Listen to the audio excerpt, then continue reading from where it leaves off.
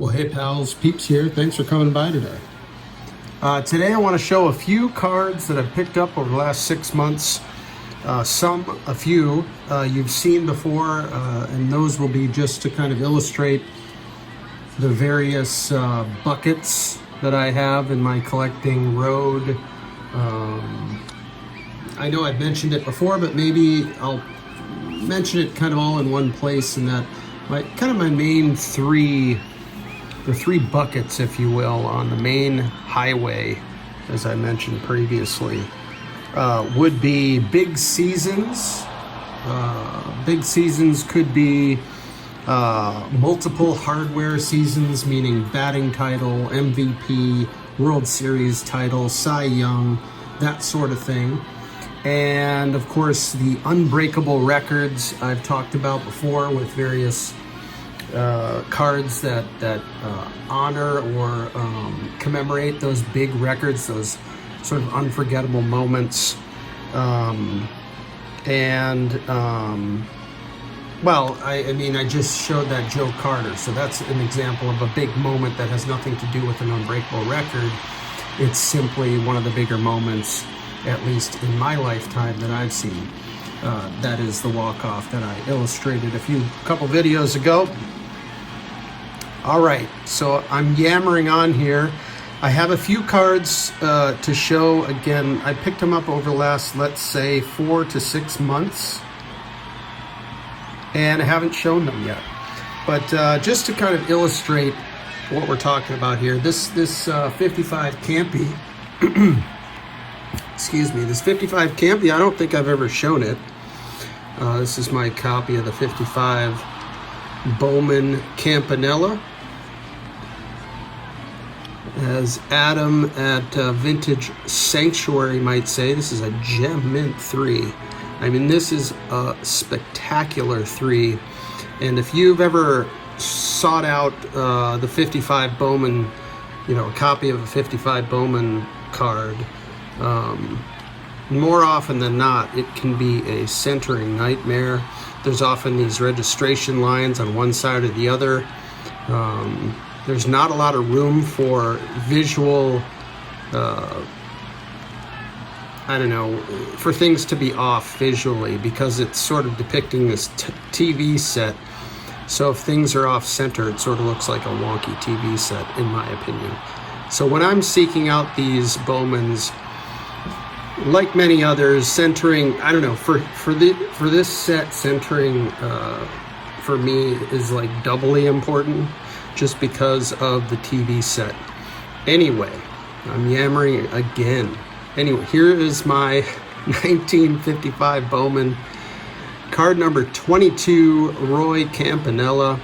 Now, this fits my collecting, one of my collecting buckets, if you will, because in 1955, Roy Campanella was the MVP and won the World Series. So, epic season for Campanella. Multiple hardware season, if you will, multiple trophies. And for that reason, I wanted this to be a cornerstone Campanella in my collection. Now, I don't have the rookie card. That's a card that is on my list. But, after the rookie card, there is no 55 tops. So if I'm, sticking in my focus of a multi-hardware, a card representing a big season for Campy, this would be the one. So this I've had for quite a while, but I don't think I've shown it. And that card also can be had for, it seems to be very, very reasonable. As I drop things behind the scenes here, here's a few I've shown already that I want to illustrate. In that, one of the buckets is I have a series called Left Field Sets, and that is to acquire a couple of cards from some sets that I'm calling Left Field Sets. They're a little bit out of the box. Some sets more than others, but I've shown this one before. This is the 61 post perforated Roger Maris. Now, this I've shown on the left field sets, as I mentioned. And this is the perforated or company card. Of course, 1961 being an epic season for Roger Maris, as he broke the record in the American League for home runs at 61 in 61. And so for that reason, when I was putting together this left field sets quest, if you will, this was an obvious choice. It was a major moment, major season, and also rather affordable. So you've seen that one before, but it sort of fills two buckets, if you will. It's a left field sets bucket as well as a monster season, big season bucket. And I've shown this one as well, the 63 Topps Peel-Off Koufax.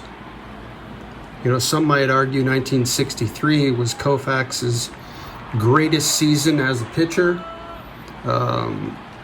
Again, multiple trophies, multi-hardware season, and a left field set, my very first Topps Peel-Off.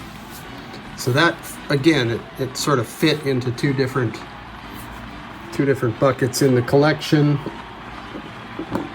And what a season. Now I am actually working on I have an MVP kind of project going that I'd like to reveal soon. And that'll be exciting, but part of that is trying to acquire the 63 Topps Koufax. And I'm trying to be very patient. That can be a tough card centering wise and color wise. But here's the other one I showed from that Tommy Davis. Now Tommy's another good example. Won the batting title as well as the World Series title that year. So I thought fit perfectly into a couple of different buckets. And Tommy Davis's best season, I would say, perhaps his best season, arguably anyways, and a teammate of Sandy. It all kind of came together. So now we'll get on to the three cards that fit mostly, well, I guess they're multi-hardware seasons, big seasons, perhaps the best seasons in the careers of these players. And the first one I will show is the 1956 Topps Don Newcomb. I was a little surprised at, I wouldn't call this card expensive, but, to find a really nicely centered copy that's nice and clean, it took a while for me to find this. I probably got this 3 months ago now, but it took a hot minute to find one that was to my liking. Let's see if I can get a stand. And of course, in '56, Newcomb won the Cy Young Award as well as the MVP. I don't know if people talk about what a great hitter Don Newcomb was. Incredible hitter when he got the opportunity. But yeah, Don Newcomb, here's the back of this one. Excellent copy. I couldn't hope for a better copy, honestly. This is perfect for me.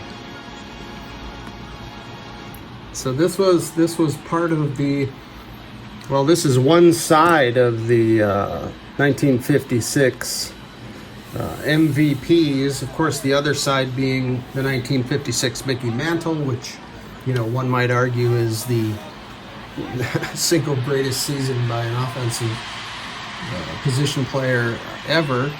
That argument could be made. I don't have the 56 Mantle. That's not what I'm about to reveal, although I wish it was. That's on the list, but that's going to take some doing to get to. As you might know, that is a bit of a doozy, in terms of price tag.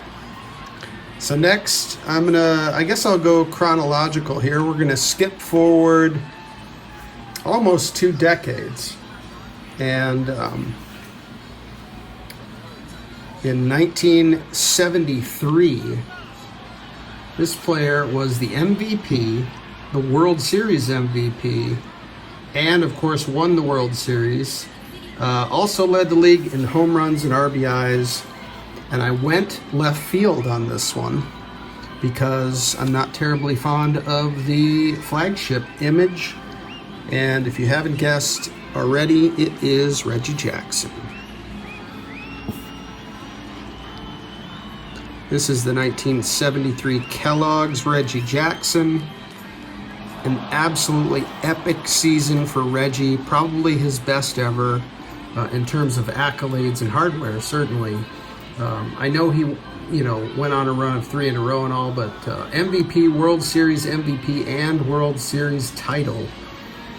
Led the league in home runs and RBIs, was just shy on the batting average, of course, or he would have had the Triple Crown, which would mimic, I believe, the same season Mickey Mantle had in '56.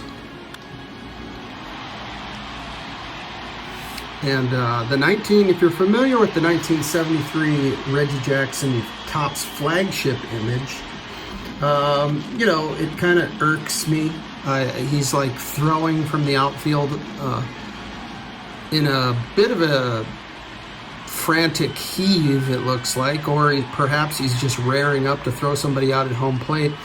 But it's mid-throw, and it almost doesn't even look like Reggie Jackson because his face is so distorted in the effort to throw the ball.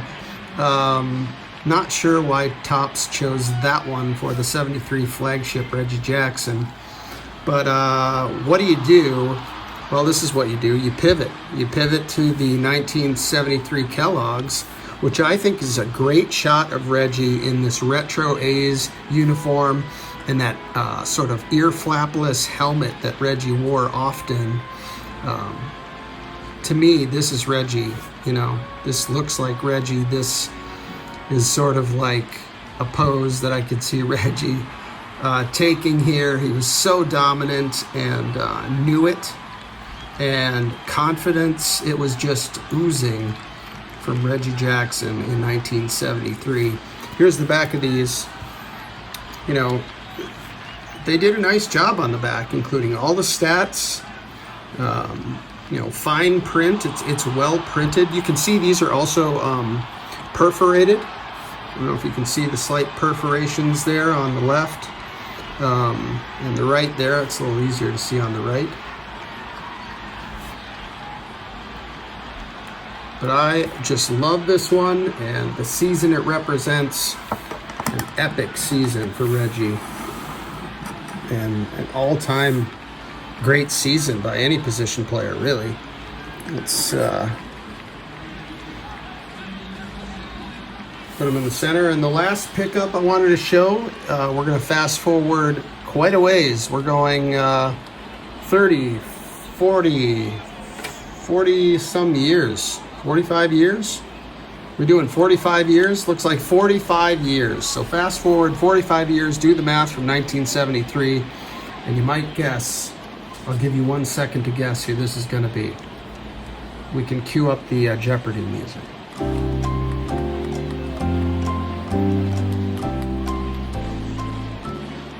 All right, so here we have the 2018 MVP, World Series title holder, as well as batting champion, Mookie Betts. The 2018 Mookie Betts, certainly one of the most epic seasons we've seen from a position player in a while, quite a while. And I'd be hard-pressed to think of a better one in the last 25 years. But let me know in the comments below. I was able to land the blue refractor. These are numbered to 150. These go back a long time. Topps has been producing the blue refractor. It's a mainstay refractor, which I appreciate. And of course, the color match is so important on this one, at least for me. Those beautiful blues. And 2018, the design is a favorite of mine. And this thing just shines. It happened to be in a PSA 10. It was one of those situations where it made sense to get the 10. I know that it doesn't often make sense to go after the 10, but there was a 9 out there for a long time that was, barely any less than this at all. So I made an offer on this 10, and it was accepted to where it was, I think, $10 more than what they wanted for the 9. So it was great. I was super stoked to land this. This will likely be my best 2018 Mookie Betts. I've sort of sought out the gold now and again, but I haven't found one. At least I haven't found one that I could afford. Here's the back. So there it is, some vintage and one ultra modern, if you will, from the epic season of 2018. Let's see if we can get some shine on Mookie there. There you have it. Thanks for coming by, everybody, and we'll see you next time. Take care.